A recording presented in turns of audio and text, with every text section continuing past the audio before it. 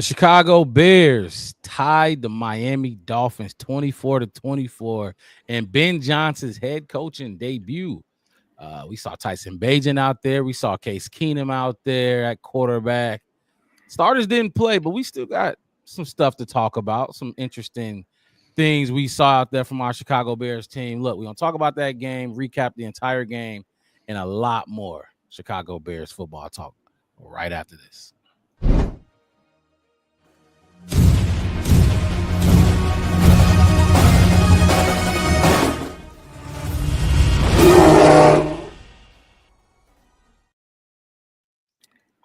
If you're tuning in right now to the Black Bear podcast, hit that like button, subscribe to the channel.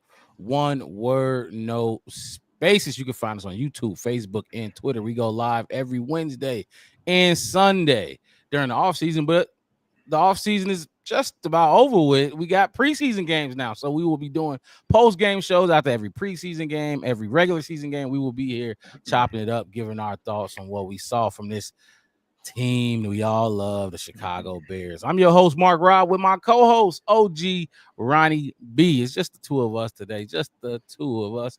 But look, we gonna rock out. Ronnie, how you feeling, man? First game. I'm feeling good today, man. We had a game. Finally, we got to see some bullets. We don't have no casualties. That's always a good thing, leaving the football field. We had a scare with Trey Flowers. But later on, he came back. That was nice to see. You never like to see somebody leave the field in that way. So happy to see him come back. He's healthy again. I'm glad you mentioned that. There was a few injuries. I know Terrell Smith injured his groin. Major Burns got himself injured as well. I'm gonna get the actual list in a second. TP.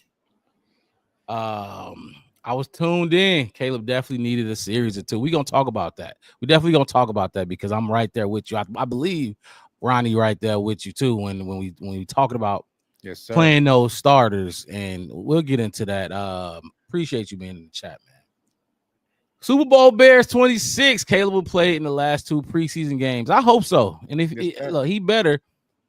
Like I said, we're gonna get into it more in depth, but just right off the bat, look. I'm not going to be off the Ben Johnson train. And actually, I got the wrong numbers going across the bottom of the screen. There we go. Those are better numbers. I'm not going to be off the Ben Johnson train. Absolutely not. But, I'm going to look at him a little sideways. Look at him a little different because, yeah, he's the head coach, but we can't keep doing the same thing. But, all right, let's jump into it. The first segment is how we kick off all post-game shows.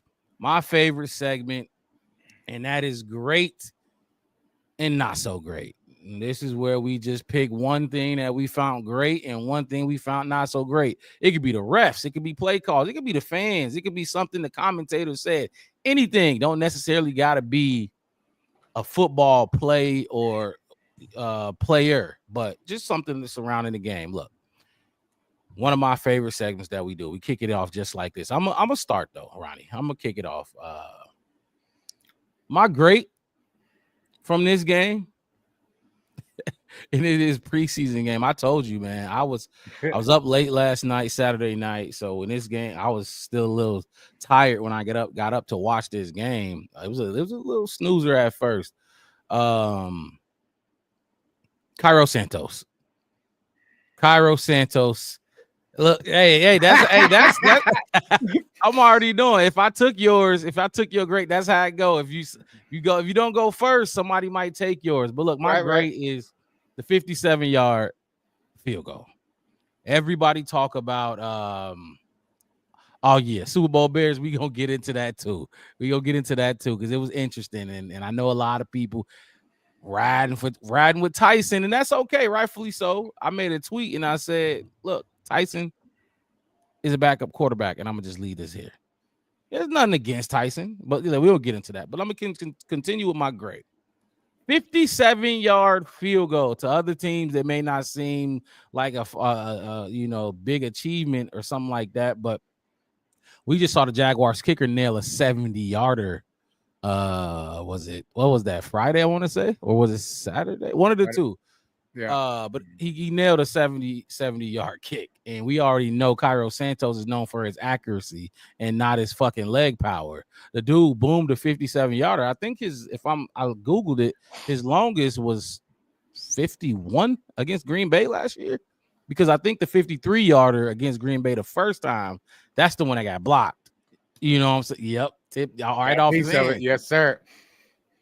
57-yard boomer from Cairo Santos, and a lot of people felt like we might need to get a kicker with a bigger leg because, I mean, kickers are booming field goals now. Ron, appreciate you jumping in the chat, man. Hit that like button for us, man. What's up, Ron? 57-yard boomer. That's my grade. I'm sure you was probably gonna mention that too, but I just stole it from you. Am I not?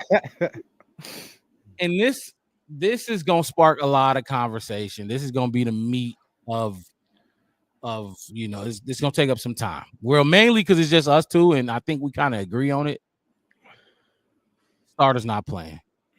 Look, we've seen this shit before, and I don't care what nobody say. Oh, what, they don't need to play because they running only vanilla plays or injury. You don't want your players to get. I don't give. Look. This team, first of all, you won 5 games last season, but if that don't matter because you got Ben Johnson now, if that's what you want to say, you running a new scheme that Caleb, a second-year quarterback, my guy, but I can acknowledge when it ain't looked the best. It has not looked the best. They need reps. They need time on task, and it's not okay. I don't care what the actual result of the plays look like in preseason. I could care less. I don't give a fuck about that. Get the play in. Get the 14-word, 15-word play in the headset and alive, because 20,000 fans. It wasn't 20,000 fans at Family Fest. It was probably like 5,000, 10,000. Now you have 55,000 fans out there in a live environment. Get the 15 play call on your helmet, Caleb. Get the guys in the huddle and get to the line of scrimmage, and that's all I want to see. I don't want to see illegal motions. I don't want to see false starts. I want to see operation. Give me a good operation, and that was my main reason for wanting Caleb and those starters to play. What quarterback plays in preseason? Well, I'll tell you, Joe Burrow played two series in preseason. Bo Nix played in preseason. Both Giants quarterbacks played in preseason. The list, Mahomes jumped out there in preseason. If Joe Burrow can go and play, Mahomes can go and play. Who else can go down the list? A lot of quarterbacks in preseason. They have played. And for you to be have a second-year quarterback with a new scheme and introducing all this new shit to this team, and you don't have them play, for what? For why? Daryl Gangsta Love, I appreciate you jumping in the chat, though. Hit that like button for us, man. But tell me, why would you're saying I disagree what quarterback plays in preseason. Why wouldn't you have them play in preseason? Tell me that. Why wouldn't you have them play in the preseason? TP said, fact, nothing compensates for reps, especially because a lot of people are using joint practices, and I'm going to let you jump in here and give your opinion on this, Ronnie. A lot of people using joint practices and the reps that they're getting in joint practices as a reason for not putting them out there. Look, you can't tackle, you can't touch my fucking quarterback in joint practices. I don't care who you are. Don't touch my quarterback in joint practices. But guess what? Out there in that game today, you can do whatever you want to. And we've seen it with Justin Fields. His welcome to the NFL moment. He got blasted in his first preseason game against the Buffalo Bills. Helmet got the rolling, tumbling. You thought his head was still in that fucking helmet. It was so bad. You need live reps. Super Bowl Bear said, do you think Ben didn't have him play because he's not ready? And I've been hearing that shit too. If he's not ready, that's more reason to play. It's preseason. It doesn't count. It doesn't fucking count. So if you're not ready, go out there and get more reps. I don't care. Reps. TP said it already. Nothing compensates for reps. Time on task. Time on fucking task. Thank you, TP. He's just reiterating what I said. Look, it's the same shit, Ronnie. It's the same shit. I'm right with I'm right with Ben. I'm rocking with Ben, and Ben we trust is what I'm hearing and all this shit. But like I said, look, I'm not a fool to the game. Ben's getting paid a lot of millions of dollars, but I have an opinion on how things should go. I've seen it work with other coaching staffs. Like I said, if Joe Burrow, I don't even need to go down a list and tell you all the starting quarterbacks that played. Trevor Lawrence got out there. Some didn't play. So it was a few that didn't play. But if Joe fucking Burrow, he didn't just play one series. Dude went out there and I think he went like 9 for 10, 2 touchdowns. Yeah, 2 two series touchdowns. Yes, sir. with his guy, Jamar Chase. Yep. If they can go out there and fucking play, Caleb can go out there and play. Rome can go out there and play. DJ can go out there and play. Now, if you want to rest Montez, if you want to sit Grady Jarrett, you know what I mean? The OGs, you can do that. But Ben, this is not a good one for this is not a good one. It's not a good one. I've been rocking with you every decision you've been making. I don't understand the reason for this one. Ronnie B, thoughts on the starters not getting out there and playing? Well, like you said, Joe Burrow and them guys are out there, and they don't need the reps or the practice like Caleb and them need. This is a brand new offense for our guys. They need as much, whether it's reps, live bullets, whatever they can get their hands on, they need to be out there because they don't know what they're doing. And it shows every time they get out there. We hear about it. We read about it. We saw a little today from not the starters, but still backups, whatever. But yeah, it's a brand new offense. So for guys to not be out there, I get like you don't want guys to get hurt. But like you say, you can't run from injury. It don't matter if you get hurt now or week 1 or 3. You're going to miss the season. We're going to lose. We'll talk next year if that's how it goes, if that's how it plays out. But so far, come on, man. Let's get these guys in there. Are we trying to win a Super Bowl or are we not trying to win a Super Bowl here? Because we're changing culture. Let's change ideas. Let's change everything. Let's get out there and try to get this money, guys. And that's the bottom line. Let's win football games with our best guys, with our best prepared people, and get them ready and have them out there, prove it, show it. Let's rock Chicago Bear football, baby. Look,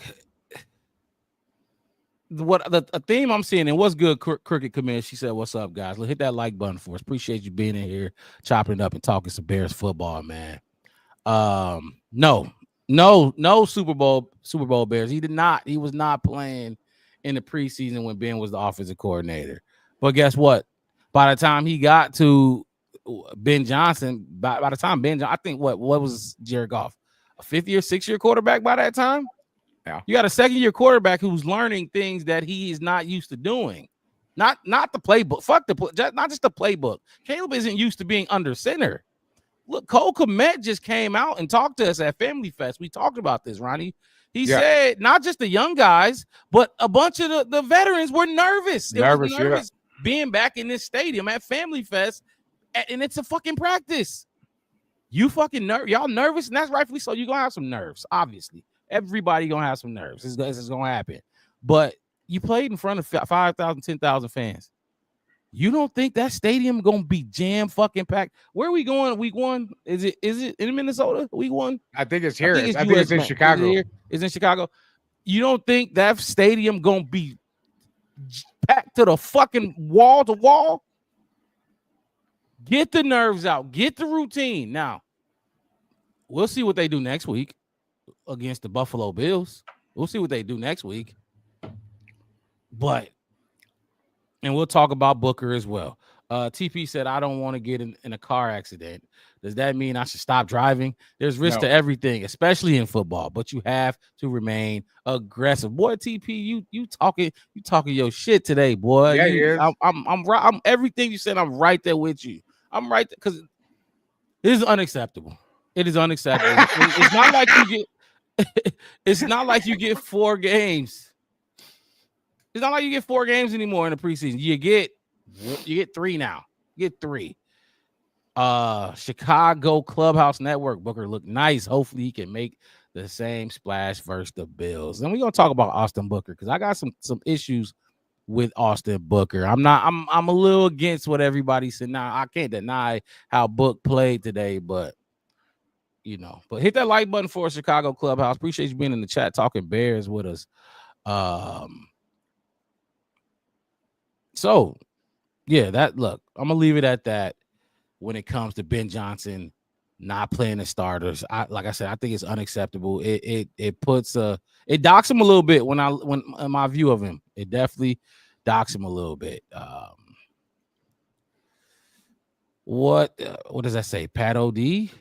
Pat OD, appreciate you jumping in the chat, man. Hit that like button for subscribe to the channel. The Black Bear Podcast. One word, no spaces. I'm your host, Mark Rob, with my co-host in the building with me. OG Ronnie B. All right, go ahead. Take it away. Give me your great and then give me your not so great from this game. Okay. For those who missed, my great was the 57-yard field goal. My bad, Ronnie. Go ahead. Right. Since you got into thievery before I had a chance, I'm just gonna go ahead and the great for me, I guess, since I had my shit stolen, was the way the Bears starters looked on the sideline in their fresh gear. Didn't they look good over there? What's up? They didn't look good. No, I'm just kidding, bro. That ain't my great. I gotta say, Caleb, he looked like he needed a cut or a brush or something. But right. Go ahead. I'm about to say go off. Go ahead. Go ahead. Yeah, so the thing I was thinking what you were thinking, of course, with how could you not with the Santos 57-yarder, but a step further was I thought the special teams overall, because it was like the kickers were seeing who could kick the furthest. Torrey Taylor did a 56 or 57-yard punt earlier in the game before Santos did that, so he showed off his booming leg, then Santos showed off his, and you're absolutely right. They look at our kicker and as he's an accurate kicker for sure, and he doesn't have the big leg. So for him to do that as a Chicago Bears fan, I don't remember the last time I've seen a kicker that does that. We've had some accurate kickers, but never a big leg. Yeah. So Robbie is, we had Robbie go. And he was going too soon. I thought we should have kept him. We almost brought him back. We almost had a chance, but they franchised him before we could get into serious talks. But so that was my 49ers, right? Yeah. So that was my great takeaway from the game was I thought there was a bunch of little stuff, receivers and what, but you can't highlight everything. So I'll just say the special teams showing off both legs. They were both big and strong, and so that's something good for the Bears. The not so great. There's a few things there too. I guess the O-line, it still just wasn't. I know they weren't the starters or whatever, but it still felt like they're getting pushed back. Yep. They're not protecting well. They weren't opening holes. It just seemed like we're still not there. And like I said, I get that they weren't the starters, but you guys are still practicing with the starters and running all the same shit. So yeah, Braxton was out there. He started the game with Tyson. He started with Tyson, and then I know they mixed in OG.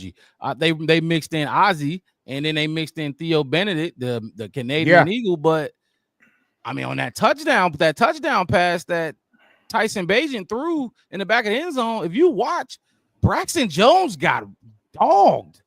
He got dogged. He didn't get ran through, but dude put a nice move on him and got right back to in Tyson's face. I think he had to step up on that one. I'm not sure, but I think there was people around him. Like if he was not trusting that offensive line and staying focused, he was going to flush himself out. But because he stayed locked in, he made the play. But yeah, he was definitely about to take some damage. Look, like you said, the offensive. I like this not so great. I've been talking about this offensive line based off what we've been hearing in camp. I went to one training camp, but I'm not there every day. We don't get to see it every day, and all we had to do is take bits and pieces together from what we're hearing from Bears beat reporters. But Chicago Clubhouse Network said not so great was the first two offensive drives went 3 and out, showed flashes of what happened last year. And we was just talking about that. Part of it, there was no run game. Every time they ran the ball during those first two drives, got stuffed. Nobody, they could get nothing going, and the O-line was a part of that. Tyson Bagent was under pressure in those first two drives, and we had some drops, we had some errant passes from Tyson Bagent as well. In my opinion, like I said, we all watched the game today, and two people can watch the same thing and come away with different takeaways from it. That's why we come in here and we chop it up and talk Bears football, but. Man, like it was worrisome at first. I put in my not so great before I did the starters, Ronnie. Before I put the starters not playing, I had this right here. What Chicago Clubhouse put in there, the 2 3 and outs and the offense just looking sluggish, looking like last year, and not just last year, but previous years, starting slow and just not like. I didn't want to see that, but they got going. They started to get going. They put up 24 points today. We can't be mad at it. It wasn't a terrible day by any means. It was, up and down for the most part. At first, the defense couldn't get a stop until they got to the red zone. They had those was it 2 goal line? No, it was one. It was one. Noah Sewell blew that shit up. So Yes, that was sir. promising to see. He did do that. Yes, and then so when you talk about special teams, you talked about the kicking. Super Bowl Bear said not so great was the special teams not stopping the kick/punt returns. Yeah. The punt returns or the kick returns, they took those back to what, the 45, 40, 45 every time almost. So Ron said, should Caleb start next game? Absolutely, he should have started this game. I don't care how many reps he gets in fucking practice. He needs to play. Not just him, but they all need to play. Because what do we see out there? Illegal formations, illegal motions, shit that just operation. That's all I want to see from the starters. Get the operation down pat. Now the result, that's gonna whatever y'all do. That's circumstantial, but the operation, you have 100% control on how you get in and out of the huddle, and leaving yourself more than fucking 5-6 seconds, like we saw all last season, to evaluate what you see on the defensive front, evaluate what you see in defensive coverage. He was giving himself too little time last season. Look, the Caleb troll is everywhere. Who is the Caleb troll?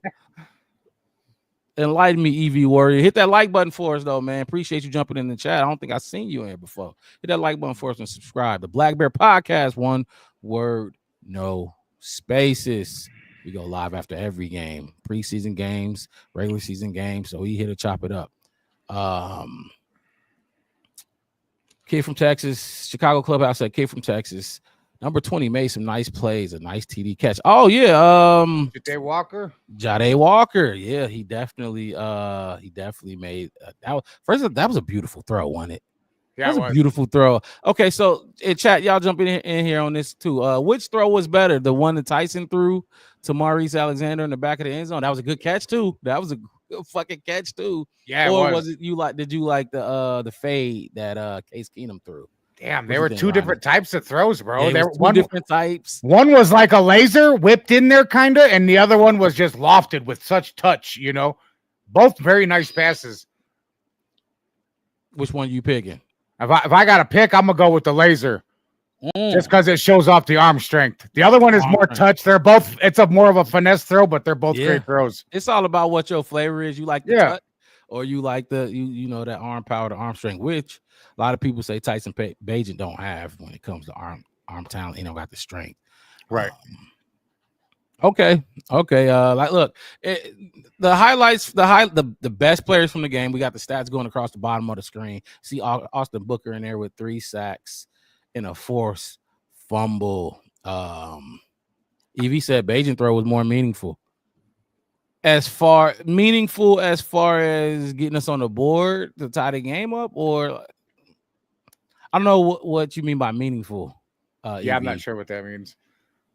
But I would say that like Bagent, his throw, he might be able to make both throws where Keenum maybe can't make both of them throws because he's older. Maybe he doesn't have the arm strength, the touch there. You don't need arm strength for touch, but you still have to have that feel to do it.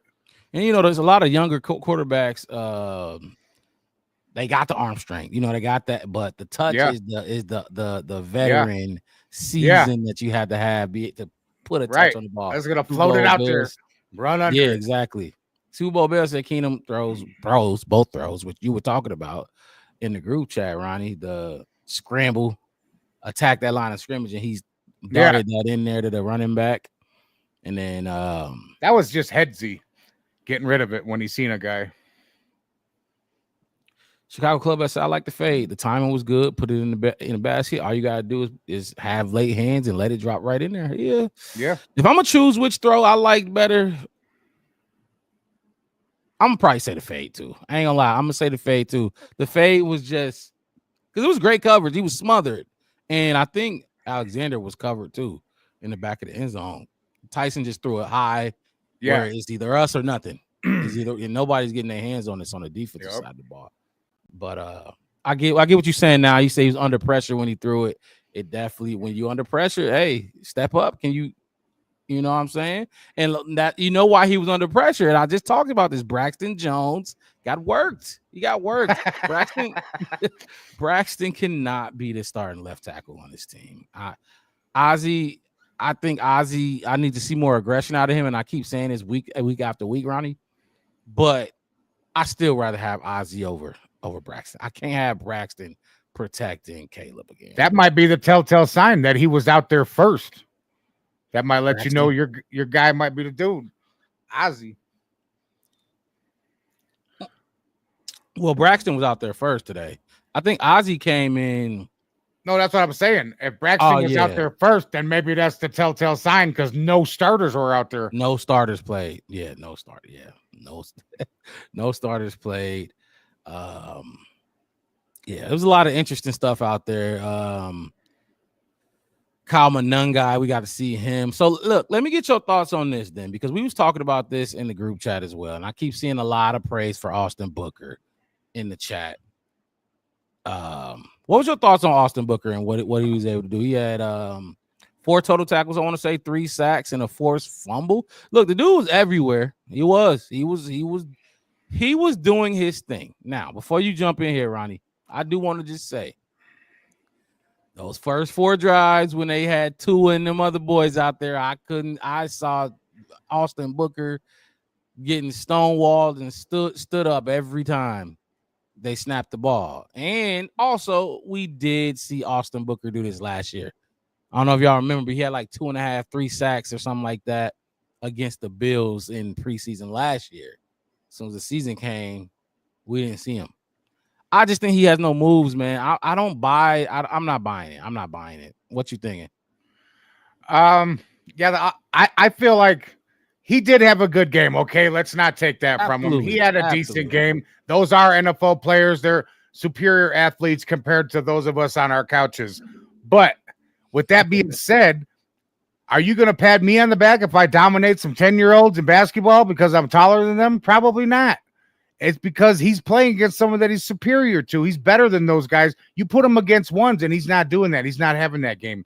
If he gets a sack against a one, it's probably going to be he lucked up a little bit. Maybe he did have a good move. But like you said, Mark, I don't see the moves. He's supposed to be an edge rusher, speed. Those lean guys are all about the speed and getting around. You're supposed to take that edge. He doesn't have the speed or the strength, it seems, to get through there. So, I'm not impressed so far. That's not to say that he can't be something one day absolutely. Or turn into something. Right. He could, but I mean, as of right now, I'm just not seeing it. I'm with you on that. And one thing with him, another thing that he does have going for him, like you said, the speed. He got comped to Max Crosby. Speed, that speed edge rusher. He got comped to him. And one thing he got going for, he's 22? Young as hell. He is young he's young as shit. He got a lot of time to sit there, grow, and develop. But right now, and I hope Bears fans don't take this the wrong way. People in the chat, just right now, he is not there. And I know we like to get hyped over our young guys and our players and future stars, but he's just not there. Not right now to me, because when the starters are out there, even some second stringers, I just don't really see it from them. It'll be a different game for him for sure. EV said, I was impressed by Luther Burden. He made some big catches. He had 2 catches for 29 yards. It's going across the bottom of your screen. There it is. I think one of them was that big third. What was it, like 3rd and 15 or something like that? One of them was a really big catch. Yeah, I think so. And we need that. We need that. I think we struggled on 3rd down last season. We've always struggled. Always, bro. Exactly. Since the beginning of time, man.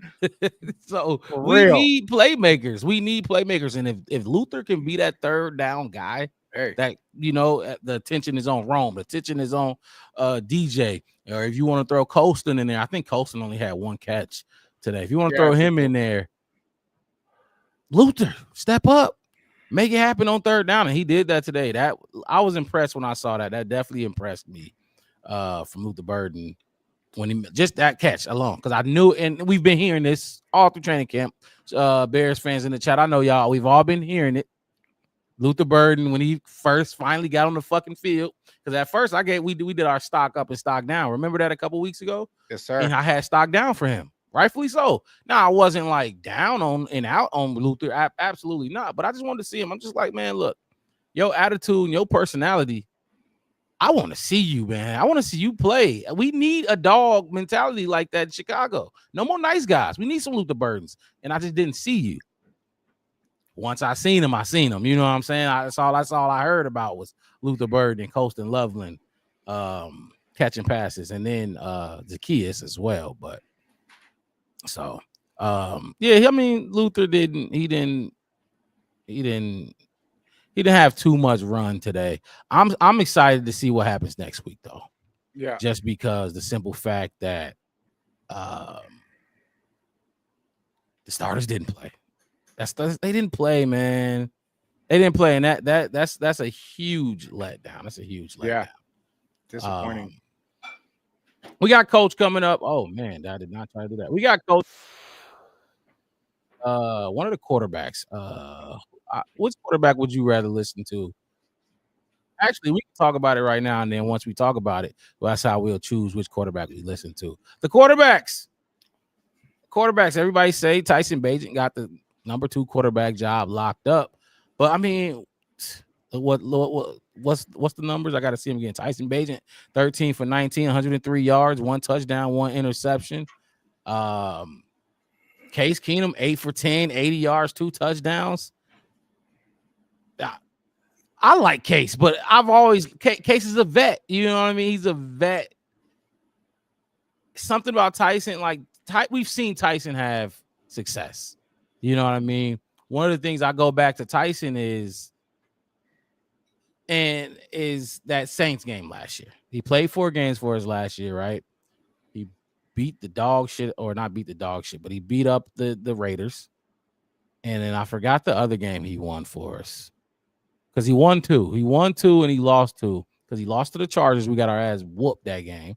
And then he lost to the Saints. But the Saints game, he threw 3 interceptions in that game. And a lot of people forget that we had that game won 2 or 3 times. And he just kept throwing picks late in the game. That's my thing with Tyson. Like, I've seen you there. You know what I mean? I do think he's one of the better backup quarterbacks in the league for sure. But, I mean, based on what you saw today, 8 for 10 for Keenum, 13 for 19 from Tyson. Who's the better quarterback to you? I'm also with you on that. I hate to be with you on it, but Case, I just trust a veteran more. Like, I just trust him more, and I think he's out there knowing and seeing more of what's happening than a younger guy per se. So I rather roll with the veteran. He had a good game today, 8 out of 10, 2 touchdowns. But yeah, younger guys, they're still striving to make the name. Case knows who he is and what's going to happen. He's not going through none of those thoughts in his head. He's here for this year. He knows that. And he's going to do his job helping us develop our quarterback. And that includes Tyson as well. It's not just Caleb. It's for Tyson's benefit as well. So if I have to choose between the guy learning and the guy teaching, I'm going to take the teacher. And I mean, so Case didn't look bad today. No. I'm not gonna lie. I had higher expectations for Tyson. I did. I thought he was gonna look a little bit better than what he did. And that's why I made that. Yeah, he did. He came out a little rusty, a little flat. But that's why I made that tweet. I'm like, because you know how they did this with Justin. Everybody's like, oh, Tyson should start over Justin. Tyson should start over Caleb now. Right. And I tweeted, I'm like, look, everybody, Tyson is a backup. And that's fine. You know what I mean? I'm going to just lead us here. Tyson is a backup quarterback. He's not a starting quarterback, people. He ain't. He's just not. And that's okay. That's fucking fine. Let him be. You know, I'm sure he'll get an opportunity at some point, but like this whole starting over Caleb shit has to stop. But it ain't going to stop. You went with Case Keenum. I'm going to go with Case too. When I say I'm going with Case, the question was who had the better day. Who was better today? Case threw 2 touchdowns. No picks. Absolutely, Ron. Absolutely. Every game we going live. Every single game will be live in the regular season. Trust me. It's only 17 of them. It's the fun part of the season. We've been grinding through the off season. Hard to find some content to talk about, but we've been here all off season. So absolutely, we're going to reward ourselves to actually have game footage to talk about. So yeah, better know it every game. But Case Keenum threw 2 touchdowns, 8 for 10. He was decisive out there. He looked like a veteran quarterback. Now his ceiling is low. Case ain't finna move. Now he did like attack the line of scrimmage and dart that pass into the running back, but he ain't finna move too much. EV said Keenum threw a pick, but it was called back. The numbers don't tell everything. Absolutely don't. But you got to look at how like I said, my thing was I expected more from Tyson. And I'm EV, just to your comment, I expected more from Tyson. I didn't expect a whole lot from Case Keenum, but he was solid. He was solid. I'm holding Tyson to a higher standard, rightfully so. Sure, yeah. Rightfully so. Let's not baby these young quarterbacks, especially just like we do with Caleb. Tyson the same way. We expected more. We've been taught if people calling for him to start for two years straight, show me. Show me. And absolutely, the offense flowed. It just looked a little better. Like I said, I expected more from Tyson today, and I didn't get that. So that's just my take on that. Let me get Ben up here. We're gonna listen to the coach speak, and then I think we'll listen to did Tyson speak? I don't know if Tyson spoke today. We'll listen to Ben. I didn't see him, but yeah, I don't know. When Ben speaks, we listen, people. When Ben speaks, we listen. It's just Evie said it's just one preseason game. He hasn't played since last preseason. Absolutely. We just talking about this game. Who had a better game? Not who's the better quarterback, Evie. I'm sensing you're a Tyson guy, and that's fine. He's Tyson. Tyson has showed us he can ball sometimes. But just this game, Evie, relax. Relax, my guy. Like I said, love talking Bears football with Bears fans, man. You never know what side of the fence people gonna be on. But okay, he said him and Keenum spoke. Okay, perfect. More opportunities for everyone. Absolutely. Abso-fucking-lutely. And then I think even Austin Reed gonna get some more opportunities. My boy Austin Reed. Look like it. Look, when Ben speaks, we listen. So we're about to listen to head coach talk. I'm sure people might have listened to it already. We usually go live earlier. We had some technical difficulties, so we're getting on here a little later today. But look, Chicago Bears head coach Ben Johnson, after his first game, after his debut game, here he is. There, in terms of injuries, Amon went out with a shoulder. Homer had a calf. Major Burns had a knee. Terrell Smith had a groin, and then we had Newman. He's in for concussion right now. My boy Newman. We'll I love those guys Luke stand Newman, going forward, but that's kind of preliminary. It's kind of hard to assess the feeling in the locker room on a tie like that. Those guys went out there and they laid it out. All those guys that were active, they did a great job going out there and competing. And you just don't know how to feel when it ends up being 24-24. It doesn't matter preseason or not. You go out there, they're keeping score, and you're playing to win. So, I say this. I think those guys, they did a phenomenal job going out there. The effort was there. The intensity was there throughout. I think a number of guys, knowing that there were no reserves behind them, they really fought through a lot, whether getting dinged up and having to come out for a few plays and coming back out and looking to finish that game. I mean, guys that come to mind, Jonathan Ford, you got Zach Pickens, you got Trey Flowers, you got Blackwell. I mean, it goes on and on and on. And so I think that's what stood out to me. It makes you proud as a coach when you see the guys go out there and give everything that they got. And then the other thing is you got a few guys that aren't dressed out, and they're in Bears gear, and they're right there up front and center cheering their buddies on. And so that's what you want to see at this point. We're halfway through camp, and the team chemistry is really coming together. I thought at times we played with the physical nature that we keep talking about, and we've been practicing towards over the course of camp. Sometimes it seemed like they couldn't stop the run. At the end of the day, it seemed like they it comes was down to getting making some plays there at the end of the game. And offensively, we had some chances. I think we ended up being 1 for 4 on 4th down. If we do a little bit better in that regard, then we probably end up with a W for the day. So with that being said, I'll go ahead and open it up from there. You seemed pretty fired up at the goal line stop that the defense brought for you. What did you see in that whole sequence? Yeah, no, I think that was outstanding by the whole crew. I mean, they came out, they were gassed up and ready to go, and a little bit of that bend don't break, where Miami was able to matriculate their way down in their tight, and yet our guys held firm at the end of the day. And I thought from the entire unit, it was a great way to start the game. How impressed were you with Austin Booker's performance, especially the strip sack? What can that do for his confidence? Yeah, no, I mean, I think he was a factor the entire game. I think he ended up with 3 sacks there, and it was just a menace. And so you really feed off of that. Those negative plays like that. That's obviously a huge thing in terms of Austin Booker.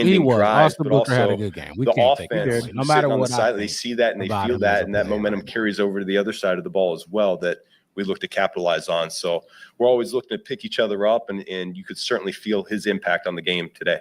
Is the plan always for Tyreek to play today, or did the skirmish practice contribute to that at all? No. His plan was to play him and Shawnee both. I think, we were aiming for about 10 to 12 snaps for them. I don't know what the final number ended up being, but I know they were certainly out there on that first drive. Oh, wow. I didn't notice that. Tyreek did play. We got to talk a little bit about the defense after this. What you see on that play as an unfolded? Yeah, no, I thought, Tyson did a great job. That was one of those high back 5 throws that we've been talking about. And so, Maurice is actually the secondary option. And so number 1 wasn't there. So Tyson got to number 2 and gave him a chance. And he climbed the ladder, went up there and get it, and got both feet in bounds. So huge play for us there in their tight. With Monungai and with Burton and Loveland, are they at the point now where you trust that they're going to be where they need to be on every play, or are they still rookies? Yeah, trust is that's a strong word. I don't know if I can say that yet for those 3 guys. I think we're trending the right direction. I'll be curious to see what the tape says, because that'll go a long way in building that trust. But I thought they all came out, and I love the look in their eye there in pregame. I thought Kyle ran super hard when the ball was in his hands. I thought Luther made a couple plays that came his way, and then Colson we probably only had in there for a couple series to get his feet wet, and he's been getting a little bit more reps in practice, and so we wanted to just be smart with him here for week 1 of preseason. But I'm happy with all 3 of those guys and where they're headed, but that trust will take a little time.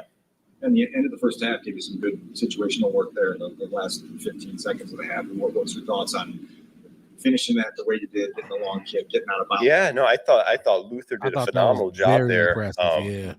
Catching that shallow route and getting out of bounds and having a second left, and then Cairo coming through with that big kick. I mean, that was pretty strong. I was joking with him, like, shoot, man, we probably didn't even need that many yards. We could have kicked it from backed up the way he nailed that thing. 60-yarder. You always talk about that, how you end halftime. That's really, you want to end with the ball and by scoring points. And so that was really well done by the whole crew. TV caught you, I think you're calling in the 4th down touchdown pass. And pretty animated, and you're talking for a good 10, 12 seconds there. Do you remember what you're saying outside of just the play? No, I don't. I was told today was family day, and so we had a lot of kids. And I said, probably a good thing they couldn't hear me sometimes here on the sidelines. So no, it was good. I thought we had great communication from both offensive and defensive play callers onto the field with the units. And it was fun to hear the whole coaching staff communicate in between series, and then of course during while plays are going on. It's the first time I've been on the defensive side, and DA and that staff, they got that thing rolling already for week 1. I thought that was really impressive. For those of us who are just getting to know you, is this just what you are with the headset on game day? Yeah, I don't even know. I don't know what I'm doing or what I'm saying, but yeah, we're looking to score. What kind of comfort does it give you? Chris, appreciate you being in the chat, man. Hit that like button for us. Subscribe to the channel. I haven't seen you here.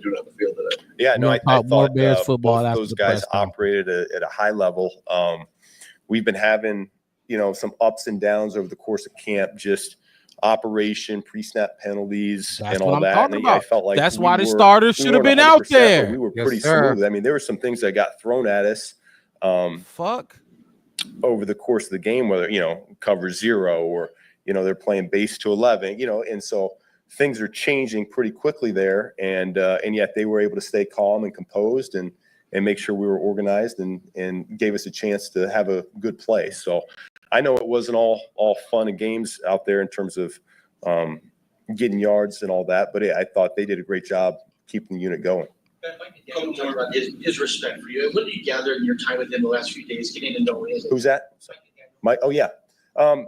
So I've always respected him from afar. I mean, when he was at San Francisco to now in Miami, some of the stuff, in particular, the run game it's next level. There's no one else that does it quite like he does. He finds a way to find space to the inside and, perimeter runs. He can gash teams that way. So he is a little bit of that mad scientist. And so there's a lot of respect there just from a schematic standpoint. And I know they've got a good one there. Shoot, when Tua's been healthy, they've been rolling and they've been a playoff team really for all 3 years. So I think he does a great job with that crew and looking forward to our relationship continuing to grow. What were you able to accomplish early this morning with Caleb and the crew going through that? Yeah, so we ended up, we had 5 of those pass catchers. We had 3 receivers, a tight end, and a running back, and we ended up probably getting 70 plus, call it, plays on air there. And we try to make it as similar to what we would do in practice as possible. We're calling a play, or I'm giving him the play. He's calling in the huddle. We're coming up.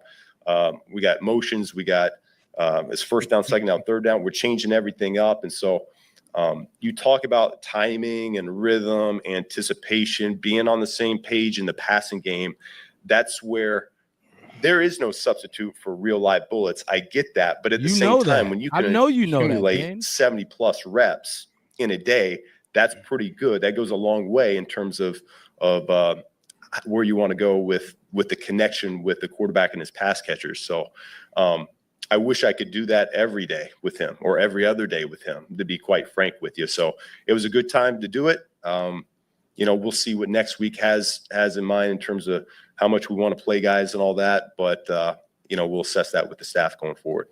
And with last one, Luther Burden, he seems to have made up quite a bit of ground from the time that he missed. Do you agree that that's the case? And where do you see him in his development right now? No, here's what I appreciate about Luther. He's working his tail off behind the scenes. He's with Elle all the time. I see him at breakfast. He's asking questions. I see him walking through. Like he's doing some extra stuff that maybe most don't appreciate right now. And so because of that, we're starting to see the details tighten up on the field.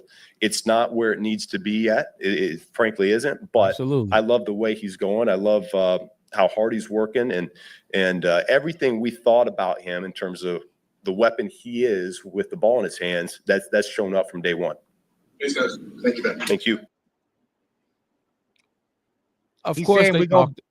I was gonna say he's saying we play the Bills in the Super Bowl or what? Or is he talking about next week? Next week, he definitely talking about next week. I'm like, damn, you optimistic as hell. Oh, they got Tyson playing. You know what? I might listen to Tyson next. We'll see. Diddums. I hope I'm saying that right. Bajent's pick was because the wide receiver should have knocked it down or catch it. No, I saw the pick. I definitely saw the interception. It was a pop up. It was a tough throw. You tried to fit it in there, and it didn't work. Okay, take the pick away. We all expected more out of Tyson. We did. Like, let's be honest. And I'm sure if we listen to his press conference, he'll say the same thing. He probably won't if they get asked, if he don't get asked, but I'm sure he himself expected more. Look, Diddums, hit that like button for us. I haven't seen you in the chat. We do live shows after every game. Come in here, talk football, Bears football, and just chop it up and have a good time. He said, Caleb, so let's talk about what Ben just said about the starters, what they were doing instead. They said they got about 70. What was that? 70. Austin Booker did speak. We might check him out for a little bit. Probably not gonna play his whole thing, but so he said they got 70 reps. We took about 5 pass catchers and a running back or whatever he just said. 70 reps, and he acknowledged, and I know Ben knows this. So I don't know why people are trying to justify it. live reps, no matter what they just did, nothing can compare to live reps. And he just said it. So everybody who's trying to be on his side, but support him in the wrong way, even he knows live reps is live reps. You can't replicate it. You just can't. But I do love what's good, Diddums. I do love the fact that they got 70 reps. 70 pack just out there slinging it, just go. And that's not even that's just going through the playbook and just going through the motions on what I need from each what he needs from each wide receiver on this particular play, so he can know where everybody needs to be. Everybody needs to know where they need to be. I love that. You're not getting 70 in any given practice. Not like that. How they were doing. You're not getting 70. I love that Caleb is grinding. Caleb has a fucking target on his back, Ronnie. Bad. People were hating. I don't see nothing but love for him. I don't know what people were hating on. I don't get it, bro. He has a fucking target on his back. And I love him keeping his head down. And he's doing 70 fucking reps. Do it. Like, I'm pissed that you weren't out there, Caleb. Absolutely. And Ben gets a little, like I said, he docked for that. But show me something else then. Show me something that you're not just showing up to the game. Jalen Johnson was out there too. I want to add that. I finally saw Jalen Johnson. It's been a minute since we saw Jalen Johnson. Yeah, it has. But 70 reps outside of the game, I'll take it. Grind. Week 1 gonna be here before we know it. Before we fucking know it. So I like to hear that out of Ben Johnson. Austin Booker was a beast. It's a lot of Booker love, a lot of AB love today, man. There's nothing wrong with loving him. He had a good game, but just be real about what he did. Just be realistic. It's a shame West ain't here for it, because he was rocking with him the whole time. Super Bowl Bears also said so much hate for Caleb. Absurd. Bears fans should be ashamed. Absolutely. Real talk. Shy Will 24. I ain't seen you in the chat before. Hit that like button for us, man. Subscribe to the channel, the Black Bear Podcast. One word, no spaces. We go live after every game now. We're hitting the ground running. We go live every Wednesday and Sunday nights. Every Wednesday and Sunday nights. Now that the games are started, we will be here to recap each and every game after the game, talk a little shit, have a little bit of fun, and then we listen to the press conference as well. When Ben speaks, we listen. Simple. When Ben speaks, we listen. And we listen to the quarterback as well. He said Caleb will play next week against Buffalo, and they will play their starters. That's what I want to see. They should have played this week, Shy Will. They should have played this week. They should have played next week, and they should play against Kansas City. Each and every one. Yeah, it used to be you play a couple series the first couple games, then the last game they let you go like half the game. They don't do that no more. It's changing, man. It's changed. And I would think Ben would understand that, because of what I've been hearing. I'm sure we all been hearing it. These practices have been physical and very they've been live more than ever, or at least in the past, since Lovey, I should say. That's what I've been hearing. AC, I ain't seen you in a minute, man. Appreciate you tuning in, man, pulling up. It's been a while since I've seen you. What you been watching? Which one of these podcasts you been out here watching, man? You tell me. It's okay. I ain't gonna feel no way. But who you been watching out here? I know it's a lot of good ones out there. I ain't no hater, but hey, tune in and show some love to us fellas over here. What was I just saying? You say what? He play in the field. It's all good. I ain't mad at him. Good. Spread it around. Love goes numerous ways, But I just lost my train of thought. But look. Long story short, you gotta get these live reps, Ronnie B. You gotta get them. Yes, you got to, especially when you won. Not only you won 5 games, but not only that, your offense ain't playing so great right now. They having up and down. They're up and down. They ain't all bad anymore. Like the first week of training camp, that's all we heard was bad. Right. Miscues everywhere. Didham said, I'm looking to see how Caleb Williams stacks up against the other two this year. He's gonna have to produce. It's rough out there. He's gonna have to produce, but let's not see and look, I'm a Caleb stan. Now, I'm not a Caleb stan, but that's my guy. I see the talent, and I see what he went through. Let's not say like he produced last year now, Diddums. Yeah. He 35, 41, something like that, 20 touchdowns, 6 interceptions, 4,000 total yards, or give or take. If that's his floor, I'm gonna keep saying it. If that is Caleb's floor, give it to me. Yeah, I'll take it. Give it to me. I'll take it. We've seen floors in this town from quarterbacks, and those floors was pretty fucking rough. So if that's bad, what we saw was bad with everything burning down around him, give it to me any day of the fucking week. I had one more point I wanted to make about Ben Johnson, but I kind of lost my train of thought. I'm talking to the chat. So I love the chat, man. I love talking Bears football. I know we all do. So who you want to listen to next? There you go again, Ronnie B. The special teams need to improve. Well, when I said special teams, I was just saying the kickers, but yeah, the coverage, yeah. That's the other side. That's like offense and defense or whatever. But yeah, the coverage need to be better. Absolutely. They were letting. Yeah. And it was sometimes I was scared that if they was going to take one to the crib. I know everybody in the chat who will watch the game. Y'all was feeling that too, like, damn, is this gonna be the one they gonna take it to the crib, or you know? Yeah, Hightower was pissed Super Bowl Bear. He said, with Eberflus as head coach, Shane is OC and the worst O-line in the league. Yeah, I would say he produced. I'm right there with you. But look, that's not to say Caleb don't got to show signs of improvement, and I think he will. And one thing you didn't put in there, Super Bowl Bears, you didn't put running game. The running game was whack as fuck last year. It was whack as fuck. Like, if you look at the numbers, it ain't gonna tell the whole story. Just like if you look at Caleb's numbers, people will say it don't tell the whole story. But without a run game, you can't be shit as a quarterback. Yeah. You know, especially not a young one. Now, if you Joe Burrow, Tom Brady, oh yeah, you know, you've been doing this. Jared Goff, at one point, I know Ben Johnson said, fuck it, we're not running the ball no more. We're throwing it every time. But as a second-year quarterback, oh, absolutely. You need help. Hightower was pissed. He definitely was. What you thinking, Ronnie B? You want to listen to Tyson or you want to listen to Case? Either one, bro.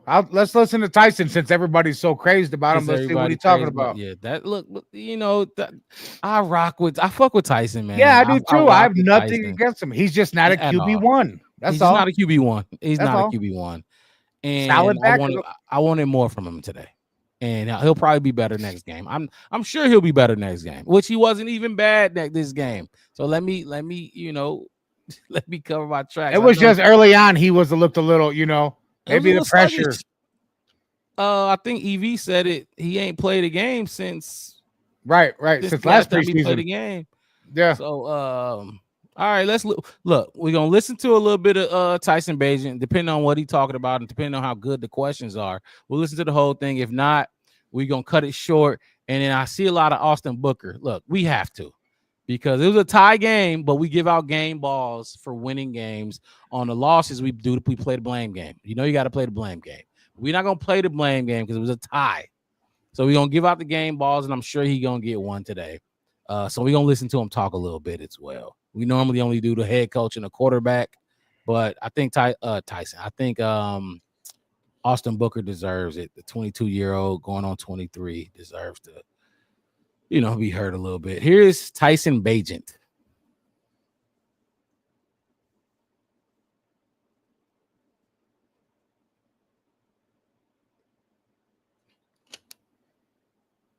I got no sound. I think we got off to a little bit of a there slow you go. You start. can hear him now? Kind of hit. How did it feel out there? OG, you can hear him now? Yeah, I can hear you. Yeah, it was a lot of fun. I haven't gotten to play a full half in the preseason since I've been here, so that was a lot of fun. I think the only unfun part was just the start that we had. I think we got off to a little bit of a slow start. You see, I know Tyson. That's why that's my guy. In the second quarter, yeah, but, he knows. It was definitely as exciting as ever to be out there. Touchdown pass to Alexander, you had a little pressure coming in at a progressive. Can you take us through that play through your eyes? Yeah, we had a little hard time, had a race route back line. First in the progression was the speed out by the tight end. Kind of saw the safety react to it just enough for hard time to squeeze in behind him. And then I really couldn't see the rest. I just kind of put it high where only he could get it. And then just, I can't take any credit for whatever happened after that. It was a hell of a catch.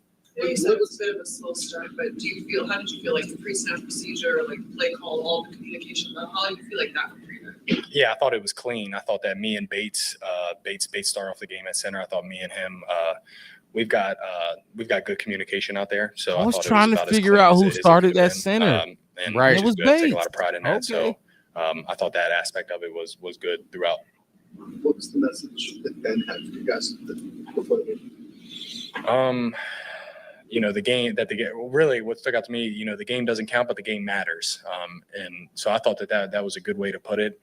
Nobody's, hurting themselves over this game, especially being a tie or losing or anything like that. Absolutely not. But yeah, it's of extreme importance to a lot of people. So go out there, execute, play within our rules. Don't try to do anything that we haven't done since we've been here through camp, and just obviously play as hard as you can. What's impressed you about Monogay? He's very downhill. Rarely does the first guy tackle him, and he's always falling forward. So that coupled with the ball security, I think it's really kind of most of what you would want from a running back. What's the experience like being starting quarterback for Ben Johnson, having him in your ear, having him call the game, giving you feedback on the sideline? Good I question. think it's a dream come true. I think he is somebody obviously that is a kind of a mastermind offensively right now with where we're at in the NFL. So having someone like that teaching you more of the game, especially in year 3, has been amazing. But it was very efficient. He didn't waver, he didn't stutter, he didn't hesitate. He called his game, and I thought it was great. On the touchdown pass, the TV camera showed him talking and probably saying more than just the play to you. Do you remember what he said? I can't remember exactly what he said, but even if I did, probably can't say it here. Probably something like, "Hey, we're going for it.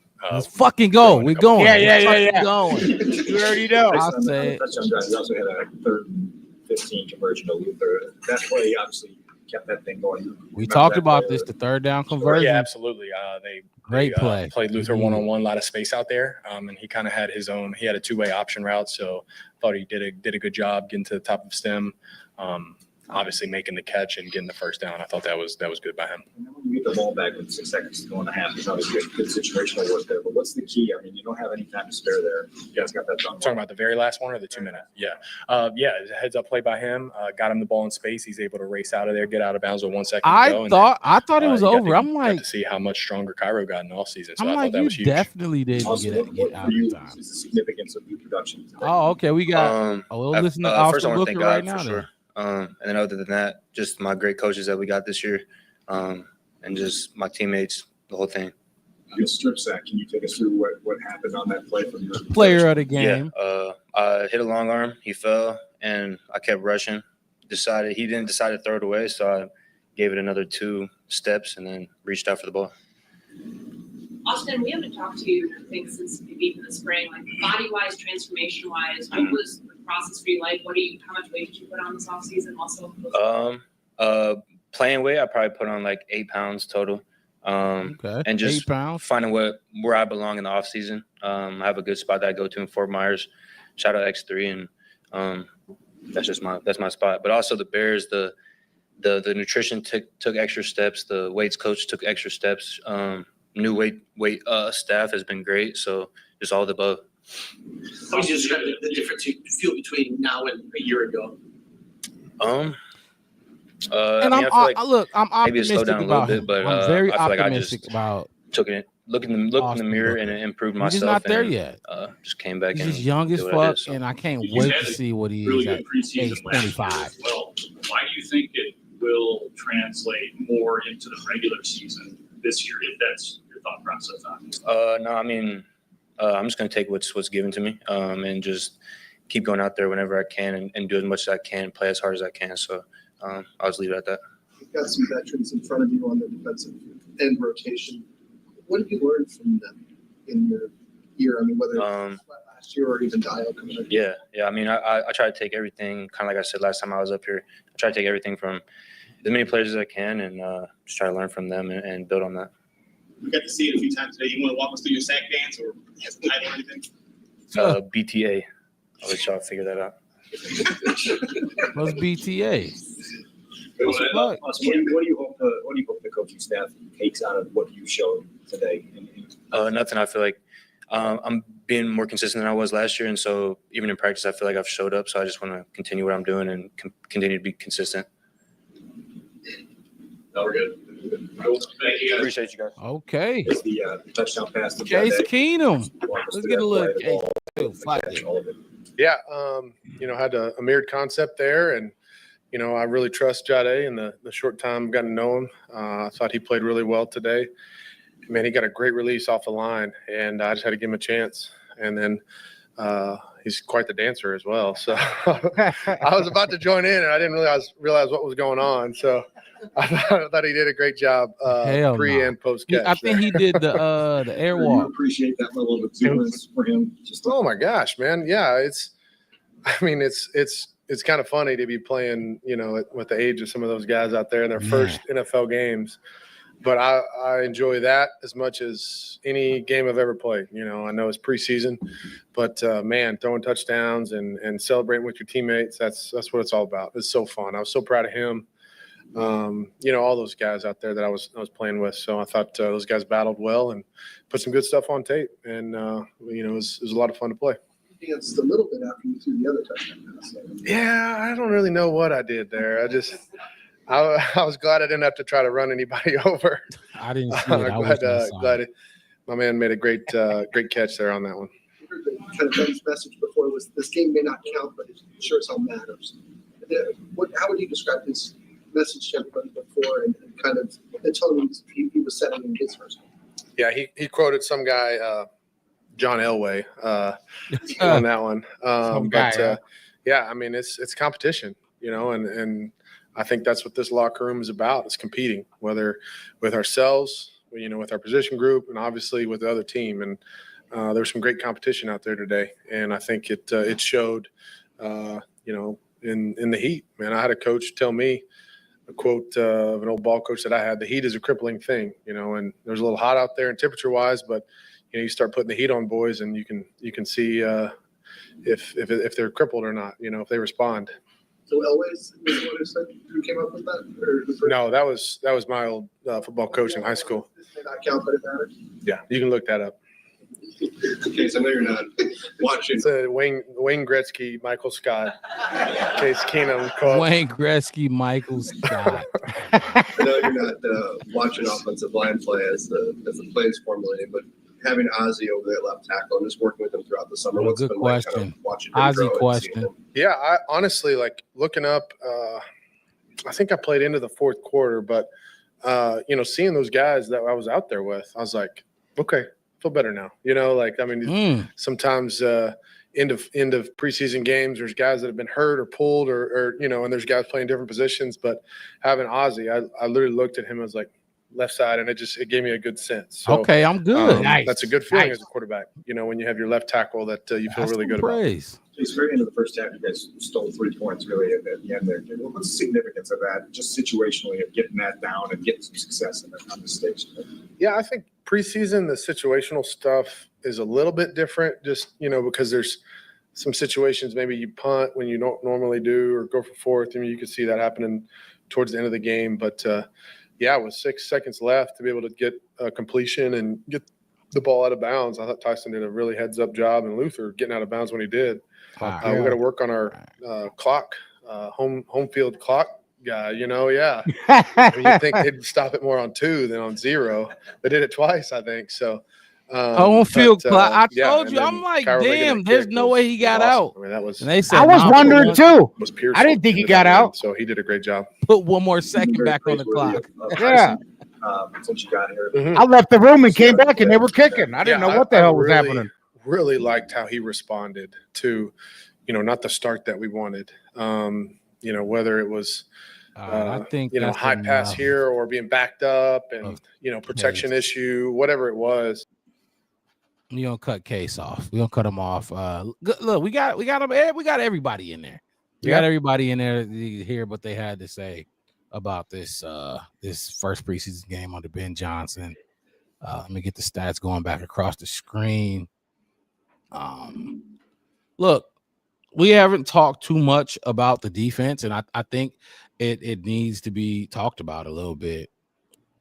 We didn't have the starters. Of course, we didn't have the starters, but I did have some observations I seen out there. Look, first of all, Austin Booker. Everybody been talking about Austin Booker. He did have a good game, but furthermore, I want to talk about a little bit about Noah Sewell, who was basically he disappeared on us all last season. Like we didn't know, we haven't seen Noah Sewell since he's been drafted for real, and that man, he started today. He was a starter today.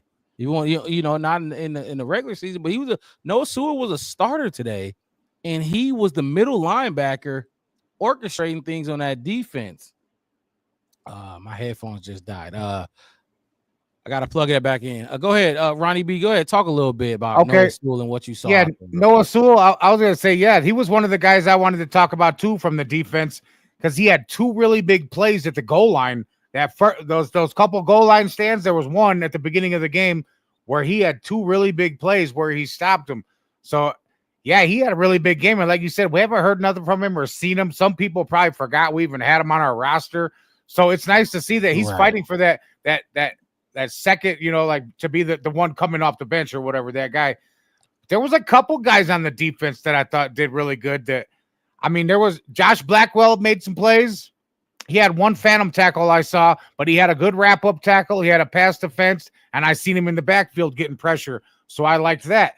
Then that speaks to Dennis Allen. Maybe he can plug in pieces. And I've been so worried about our defensive line since this has all started. I've been so worried about it. And now I'm starting to think, like, am I just tripping? Maybe Dennis Allen has schemes that will play to these players' strengths. And am I just worried about nothing? Is he going to be able to plug them in? And that's why, like, we need to see the starters. I want to see what Deo does. Is he going to do that? Is Grady getting back there? Because the interior opens it up for the exterior on the defensive line. So, you got that going. And there was one other guy that I never, ever heard of on the defense today. Power Eccles or something. Yeah. He had a fumble recovery, and it looked like on another, they were both on the goal line. One was a fumble recovery on the goal line. Then he had another one where it looked like the guy was about to score, and he just ripped him away from the goal line and totally removed him and stopped the play. So I never heard of that dude, but big ups to him. He had a game today. He had some big plays. So yeah, there was some guys, and like I said, and maybe it's just a tribute to Dennis Allen, players playing in his schemes and doing what he tells them and getting fired up off of, what he's showing them in practices and the training camp thus far. So I'm not disappointed, but I need to see my starters doing it more so than these backups. But yeah, it's something to build on, I guess, if you're a Bears fan, just moving forward. So I saw some things to build on. Definitely got to see the starters out there. And it wasn't perfect, but one thing we did see, we did see, and we kept hearing about it. And I would love to know what Bears fans think about this switch, because we're not in that cover 2, Tampa 2, Lovie Smith, Matt Eberflus. We're not in that no more. That's not what we're in. You know what I mean? I saw a shit fucking ton of man coverage, press man. That's all I was seeing, and I'm like, okay, let me see if this works, because you're doing that. Okay, your safety's gonna have to play some man. If you go one safety high, that means either Jaquan or Kevin Byard's about to play some man coverage. Okay, let me see. Can you man up? Can your safeties man up or no? You know what I mean? How they gonna work it? Look at man coverage, and they got beat sometimes, but they got them to third down a lot. Got them third down, and then so they was getting some stops, but it was just interesting to see that this is for the first time. How long was Flus here? 3 years, 4 years? Too long. He was here too long, but I got used to seeing Tampa too. Yeah, back in Lovey days, different. He's sending blitzes. He's gonna send some dudes. I think he sent the blitz. He sent the blitz at the end, towards the end of the game, to kind of like make sure they couldn't get a field goal or whatever, something like that. I think that's what it was. But you can see the difference in this defense. But I want to look at some of the stats that they had to. And I'm not able to see the total team stats right now. I don't know why. I usually can. But they had a running back go for 38 yards. 33 yards, 4.1 average per carry. A-Chain went for 22 yards, 7.2 average per carry. He only had 3 carries. Right. And he had 7.2 or 7.3. I saw when they had their first team out there now going against the second stringers. We did struggle stopping the run. That first 2-3 drives, we couldn't stop the run. That shit was still here. Now we had our backups for people. I understand that. But we're talking about what we've seen out there. They couldn't stop the run. Again, still. They couldn't do it. And I mean, hopefully Big Grady, Javon, yeah, I don't know about Javon. I'm not. Well, Javon in the run game, run stopping, he's probably a little bit better than he is pass rush. But hopefully when those big guys come out there, the dogs come out there, they do a better job stopping the run because they didn't do so well today. At least that's what I saw when I'm talking about faults from the defensive side of the ball. That's what I saw. Ronnie, any faults? Like just something that wasn't good, that anything that's not good that was probably need to work. I mean, like when you talk about like everybody being where they're supposed to be or players starting or not starting, it doesn't matter if it's backups or starters. I just want to see, like we were talking earlier, I don't care the result of the play.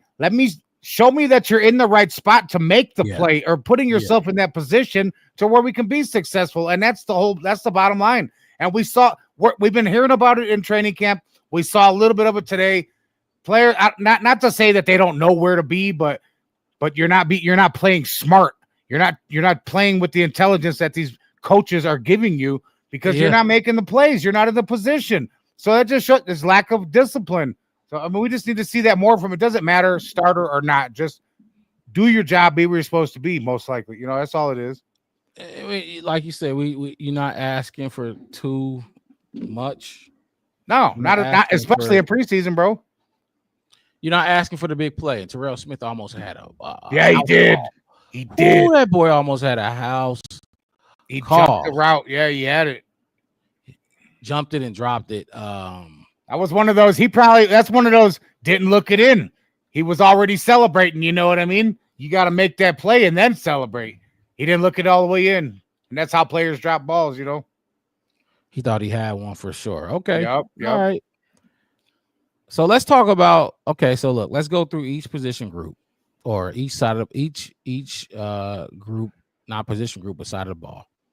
And let's do bare truth.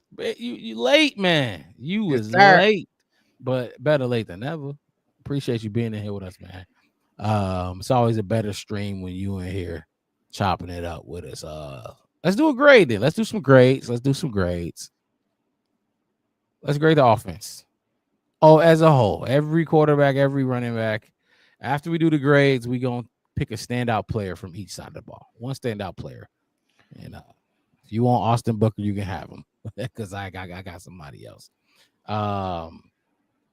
Offensive grade. Look, 8 for 10 from the quarterback. From Case Keenum.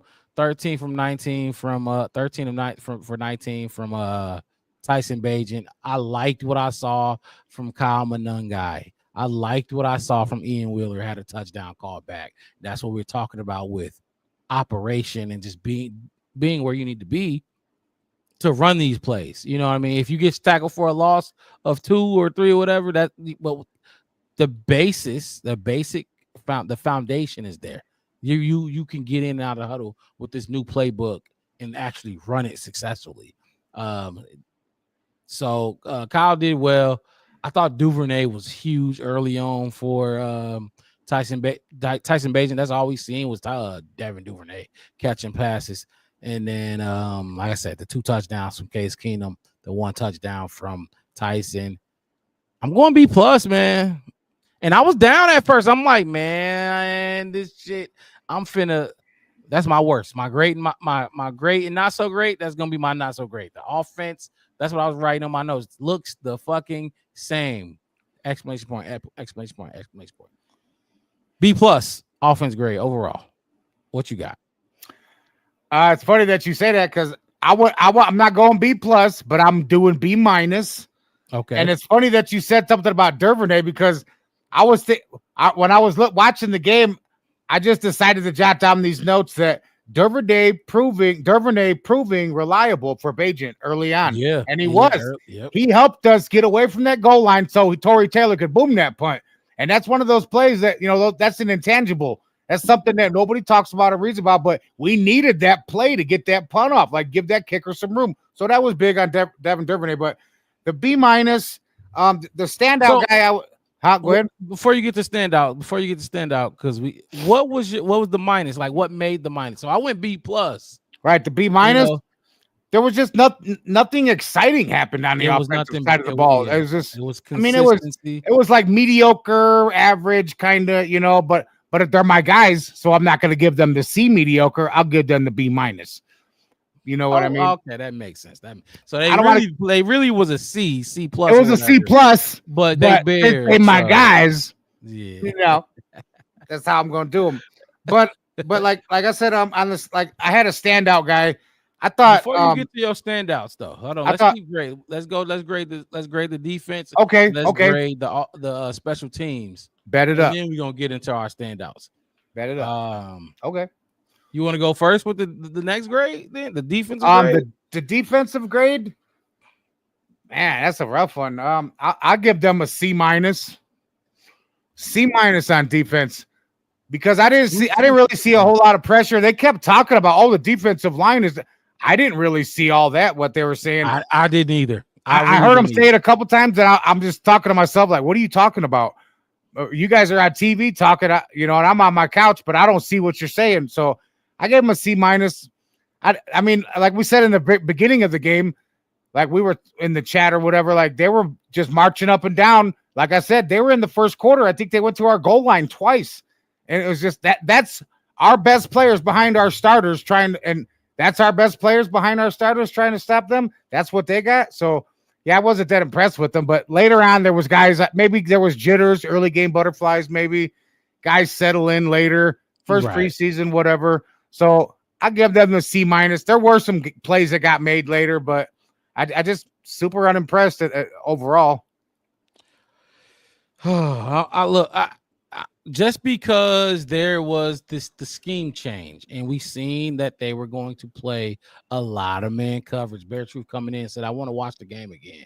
But I felt overall we see a team that is well coached, and I felt what I saw made sense. And that's something I've rarely never seen on both sides of the ball. We was kind of seeing that if we had a guy at the game, one of our co-hosts on the channel, on the show, he was at the game and he said it was 9-day difference. 9-day difference at pregame. The coach and it's not the coaching staff. It was 9-day difference from Matt Eberflus to these guys, Ben Johnson and these guys. And he was comparing. What do you compare a Packer game to this one? So he compared a rival game to what it looked like on the sidelines for this game. Now the Packer game, I don't know if he picked the first one or the second one when we had a whole new coaching staff by that time. But to Bear Truth's point, it was different. It was definitely different out there.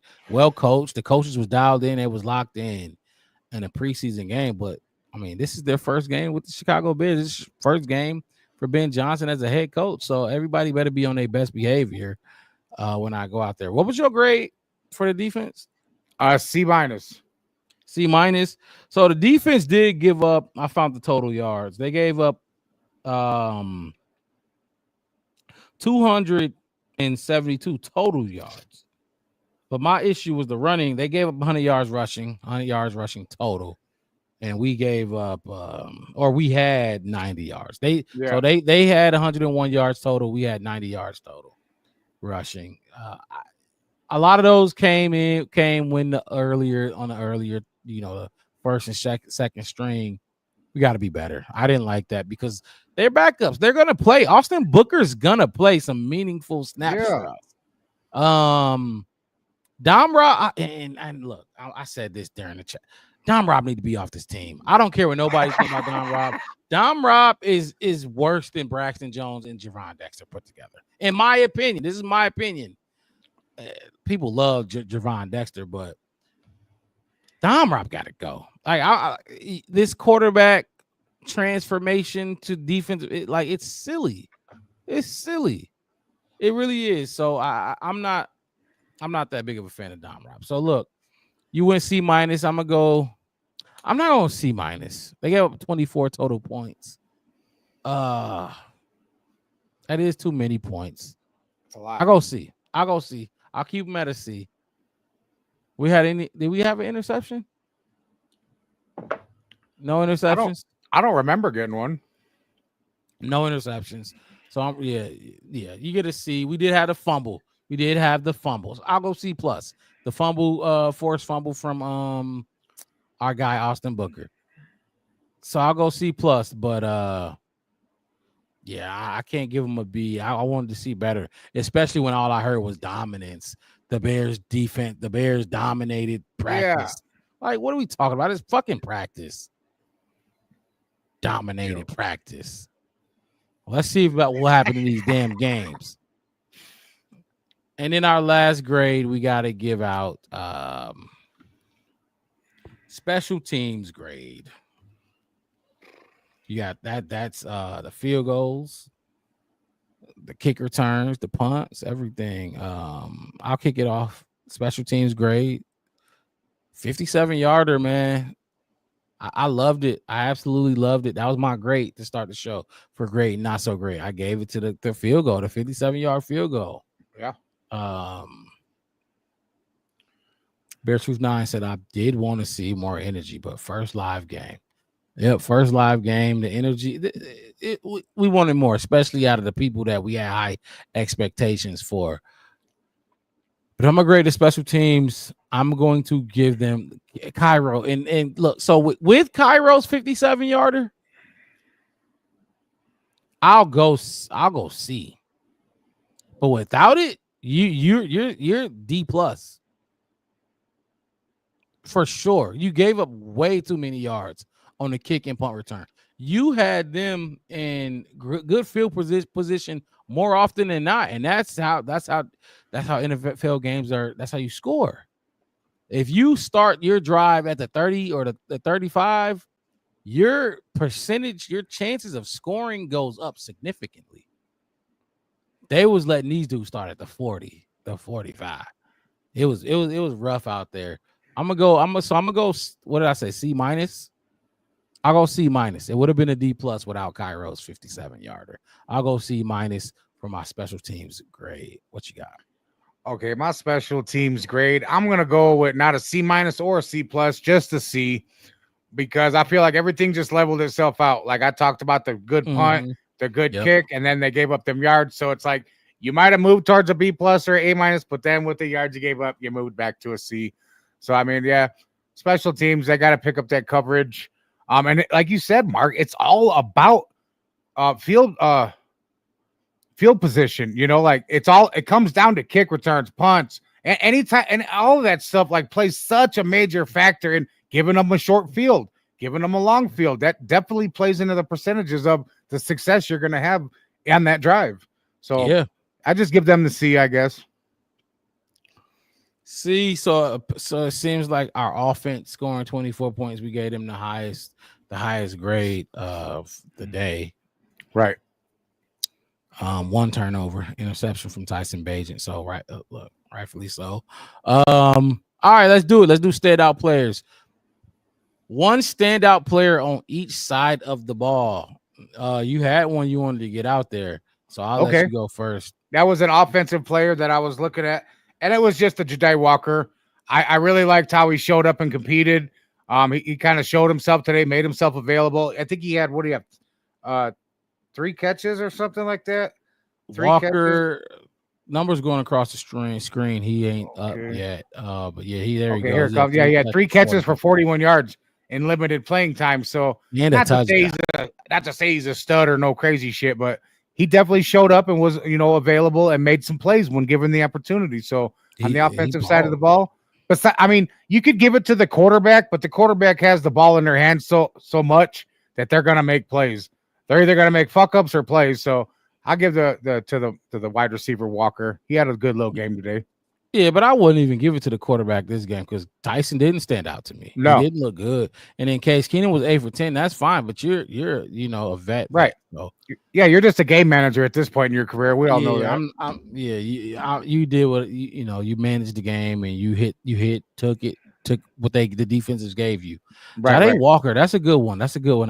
I didn't think about him when I was picking mine for offense, but my standout player for offense. It's Kyle Monangai, 6 carries for 30 yards. I like the way he ran today. He had a play where he was gonna get stopped he got stuffed for like a -3 or something like that, and made it to a no gain instead of being a loss of 3 or maybe +1 in yards gained. But that's my standout player, Kyle Monangai. He ran hard. He keeps showing me what we seen in his highlight film. That we played when we was looking at his footage. He runs hard. The dude runs hard. He don't give up on no play. Like you hit him. He gives off a slower type David Montgomery. He gives off David Montgomery vibes, and I love that about him. I think he's gonna play a big role for this team, Ronnie. I really do. Yeah, I think he keeps his legs moving, bro. Like you said, he's got a high motor back there. He might not be the fastest, but he is a tough tackle. Believe that. He's coming through there hard every time. He's trying to bust through. Yeah, he gonna make you work for it every time. Yeah, bring him down, you working for it. Most definitely. Sure. All right, let's move on to the standout players on defense. All right. I don't want to give it to Booker, but I can't avoid the stats. So I'm gonna go ahead and give it to him. He did have what did you say? 4 tackles, a forced fumble, and 3 sacks. So I mean, no matter who he's playing against, the numbers don't lie. It is what it is. So Austin Booker, I'll give you the defensive player of the game. You get the nod this time, but do it against better competition next time, bro. Yeah, I like I said, he's Booker started the game, and I didn't see much of him until they starters came out, and then I saw even more of him when he went against the third string. Yeah, like they brought him back or something. Yeah, he did stand out. He absolutely did stand out, and he was the player of the game. Not just stand out, he was the player of the game, and he deserves not just that, but he deserves a game ball. As well once we get those out next, actually. But let me just look up this player. I'm trying to find him. The player that I picked. I want to see some of his numbers from today. But my player's Noah Sewell. I don't know his numbers yet, but you felt them. Fuck the numbers. I don't even need the numbers. You felt them out there. You've seen them early on, not just against the lower tier players. You've seen them stuffing the first team, flying through first team offensive linemen and blockers and stuff like that. Tackling first team wide receivers. Now Tyreek, I don't think Waddle played. I didn't see Waddle out there. I might be wrong, but Noah Sewell, he looked good out there. He had 6 total tackles, 3 solos, 1 tackle for loss. So he was out there moving around, and I love that because, like I said, we didn't see him after we drafted him. I don't know if it was injuries or what was going on with him, but we didn't see him. And then you got Ruben Hippolyte out there, this fast speedster linebacker who's battling for that strong side linebacker job with you. And the first live bullets we see, like real live bullets, you go out there and outplay him. Noah Sewell outplayed Ruben Hippolyte, rightfully so. Yeah. He definitely made an impact and left his prints on the game, no question about it. That 4th and goal, that let me know you was, you know what I mean, you was ready, you was charged, and you read your keys right. You knew they were gonna try to run it right up the middle again, and you smacked and hit the gap. So Noah Sewell is my standout player on defense. So I went Kyle Monangai on offense and Noah Sewell on defense, and you went who you go? Jade Walker, right? Yeah, offense, and then you went Austin Booker for defense. Right. So, yep. Okay. All right. That makes sense. Like, look, it's preseason, people. It's preseason. We talking Bears. It's preseason. It's gonna get better. Just hang around. Yeah, absolutely. Absolutely. Look, and if you're tuning in right now, hit that like button for and subscribe to the channel, the Black Bear Podcast. One word, no spaces. The Black Bear Podcast. You can find us on YouTube, Facebook, and Twitter. We go live every Wednesday night and Sunday nights in the off season. But when the season starts, we get rolling post game shows after every game. Preseason, all 3 preseason games, every single regular season game. We here to chop it up, talk to y'all about the Chicago Bears. No hidden agendas. We ain't got no favorite. Play a little bit of favoritism, but none too major. But look, hit the like button for us, man. Subscribe to the channel. If you're watching on Facebook, head over to your YouTube channel. It costs nothing to spread the love and share and share the love with us and help us grow. If you watch it on Twitter, same thing. Go to YouTube and help us grow, man. I'm your host, Mark Robb, with my co-host in the building, OG Ronnie B. Yeah, here rocking out. Just 2 of us tonight. Ready to give out some game balls? Look, let's do this it. Look, we usually play the blame game. We play the blame game on losses, and we give out game balls on the wins. Now, this was a tie. So it's kind of weird, but it wasn't a loss. I think a loss is worse. I don't know how I want to put it, but like a loss affects your team more than a win, if that makes sense. That's the way I look at it. So it's a tie. So we're gonna go, we're gonna put this as a now during the season, in the regular season, absolutely you can't tie. Ties will hurt you. A tie will hurt you during the season. We're giving out game balls today. I think I'll give out. I really got 1 game ball I want to give out. I'll give out 2. Actually, I got 2 I want to give out. My first one will be Case Keenum. 8 for 10, 2 touchdowns. Hey, snatched it right up off you. Yes, you did, sir. Snatched it right up off you. Damn. Case Keenum was balling today, man. His numbers don't lie. The offense was flowing. He only had 80 yards, but it still flowed. He took what the defense gave him. He played like a veteran quarterback. He did what he was supposed to do.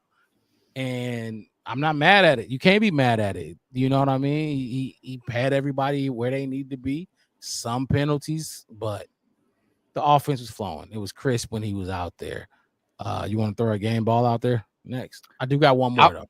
I was gonna do an offensive game ball, and that was Case Keenum was gonna be my offensive game ball, mostly because I felt like he did not lose the game. When the ball was in his hands at the end, when it was close, he did not lose the game. He did not make mistakes. He did not do anything to put us in jeopardy. He did everything he could as a veteran quarterback, knowing who he is, to put us in a position to have a chance. And that's all you can ask. He did that. So, I mean, plus it was 8 for 10, like you said, 2 touchdowns. He can get a game ball all day long. You just got 1 or you got another one? The obvious one is, Booker. Okay. Again, that's the obvious one, I guess. He had to get 1. You have to. I feel like I'm going to slide him if I don't. You have to do it. So you earned it. Enjoy it. Hopefully it happens again. And then, so that was going to be my next one, obviously. But I'll probably give the game, my next one, to your guy, Janae Walker. 3 catches, 41 yards, and a touchdown. Hey, did you see how pumped up he was, bro, after he caught that touchdown on the sideline? Yeah. Standing on the bench, poking his chest out. He was in it. See, I was gonna say he led the game in yards, but no, they had Taj Washington with Taj had 53. He had 41. So I was gonna say he led the game, but he led our team. 3 catches, 41 yards. That was big time. I wanted to see more of what's his JP Richardson. Yeah. I wanted to see him do more because what I saw him do at training camp, like I said, I thought he was the best route runner on the team. Route runner. He was shaking dudes. That dude he could run a fucking route, but He didn't have a catch today, so I don't think he even got in the game till late, bro. Like I didn't see him till like the fourth quarter. I noticed him. It was like, and I was kind of surprised. Like we're not got no starters out there. Why isn't he running routes? Throw to him. Right. See what he is. See what he can do. I guess what was he third string? I guess he's a third stringer today. It's like, damn, you got to see what he can do to put him on a practice squad or a backup or something. Or what are you gonna do? Just cut him? What's he there for? Put him out there. See what he can play. And I'm sure I'm sure Austin Reed, like they'll get bigger chance to show what they can do. There'll be more chances. Which I don't know how, because Caleb and them apparently, I hope because they didn't play today. So when when they come in, the starters come in and start playing. Now you're taking away even more reps from But look, starters got to play. The starters got to play next week. They got to play the week after that, in my opinion, because I think after that last preseason game, they don't play. They got like 2 more weeks off, right, or something like that after that last something like that. Yeah, game. like 2 weeks in between. Yeah, in between, before we line up and play week 1 against the Minnesota Vikings. So they got to play, man. The starters got to play. They didn't play today. Like I said, I'm docking Ben Johnson. He lose some cool points for me, because you can't keep doing the same shit. You can't keep doing the same shit now.